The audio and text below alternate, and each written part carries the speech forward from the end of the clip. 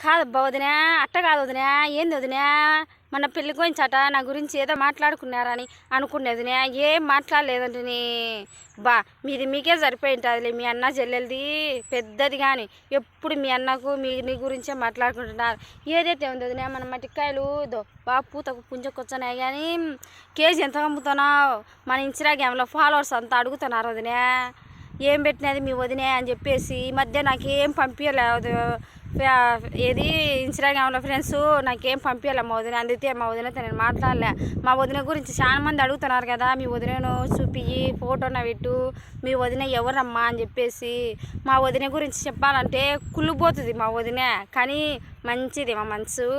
బాగా అన్నీ పెడతాది కానీ వీడియో ముందుకు రామ్మ అంటే సిగ్గు పడుతుంది. కొత్త పెళ్ళి కూతురు మాదిరి పెళ్ళి 20 ఏళ్ళు అయితేనే కూడా సిగ్గు పడుతుంది ఫ్రెండ్స్.